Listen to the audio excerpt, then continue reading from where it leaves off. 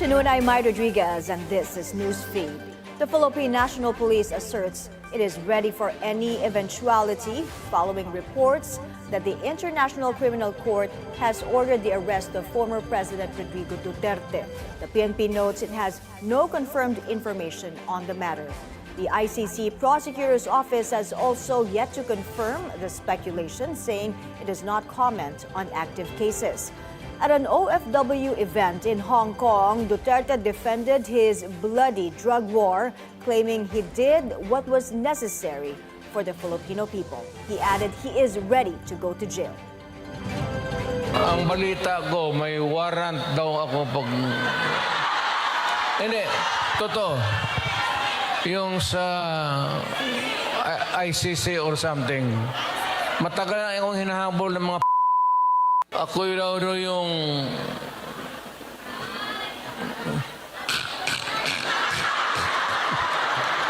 in the meantime mag-contribute kayo baski $5, $10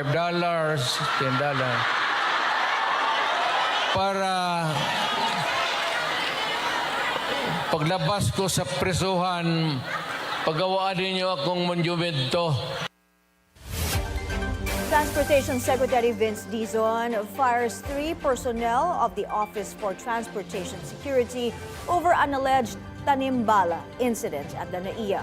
A 69-year-old woman has accused airport staff of planting a bullet in her bag as she was about to board her flight to Vietnam on March 6. She said she almost missed her flight due to the incident.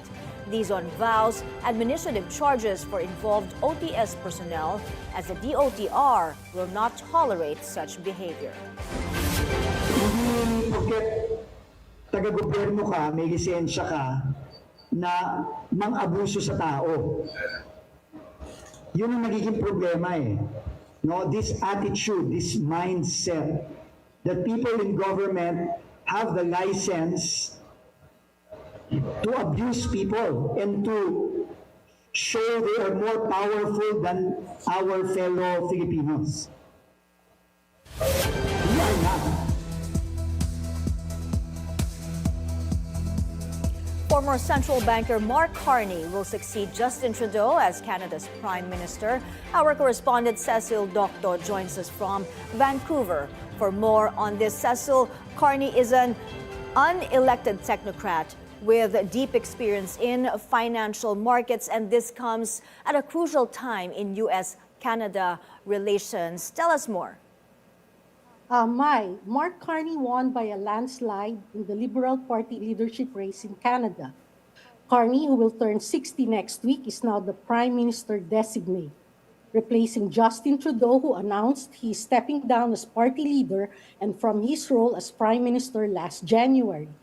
The former Bank of Canada governor won 86% of the 150,000 plus votes casted by registered Liberals. Almost 400,000 have signed up to vote in the Liberal race. Carney helped Canada steer through the global financial crisis of 2008 after he was appointed governor of the Bank of Canada.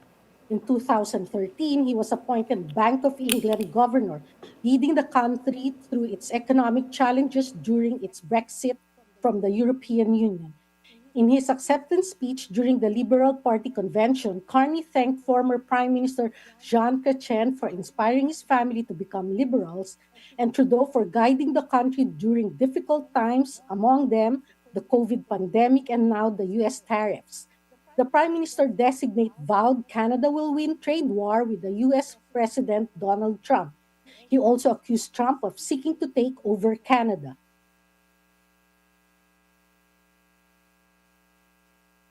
Someone who's trying to weaken our economy.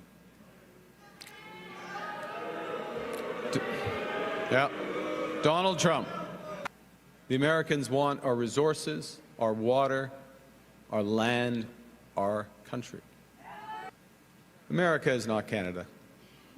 And Canada never, ever will be part of America in any way, shape, or form. Carney does not have a seat yet in the House of Commons. He is expected to call an election soon before the parliament returns on March 24. Mai? Take us through the process. What comes next, and when will Carney officially become Prime Minister? So Justin Trudeau will formally resign, and Mark Carney will be sworn in sometime next week, and then he will need to form his cabinet. It's not yet clear if he will name new cabinet ministers or retain Trudeau's cabinet. Carney will have to call a federal election so he can get a mandate from the Canadian public. We don't vote for the Prime Minister. We vote for the candidates for Member of Parliament. They come from different parties, and the party with the most elected MPs will be the majority government, and the leader will be the Prime Minister.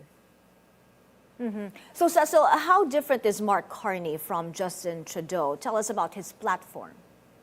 Mark Carney has a very good economic track record, both here and abroad. So Liberal members see him as somebody who can lead Canada against Trump's tariff wars. He is a banker, an economic person, so he is very reserved, but some are questioning his lack of experience in politics. He was an economic advisor to Trudeau, so it's Mark Carney has to prove to not only to the Liberal voters, but also to the Canadian people that he is really the right man for the job. Right. So lastly, Cecil, how is the Filipino community taking Mark Carney as the choice to lead Canada? What's the reaction so far?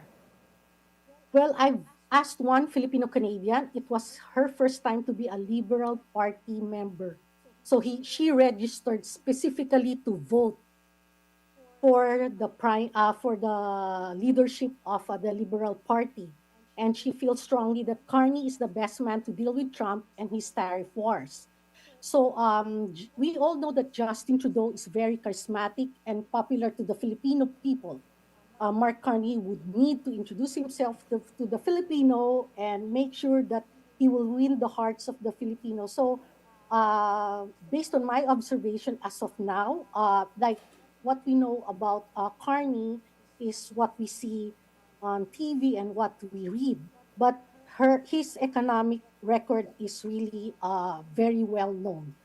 But with politics, he really has to, earn the hearts of the Canadians and specifically the Filipino community. So I'm guessing when the election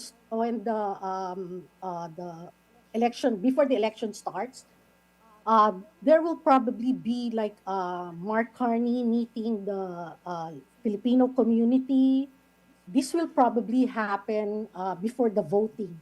And we all know that we have a Filipino member of parliament in Ontario, Minister Rechi Valdez. So I'm sure that he will be asked to help Mark Carney be closer or be known to the Filipino community.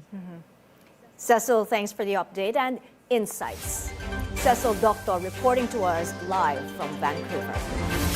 Thank you for watching. I'm Mai Rodriguez. Stay tuned. Billionaire News Channel is on Free TV Channel 31 and 24 on Cignal. Also check our website, bnc.ph.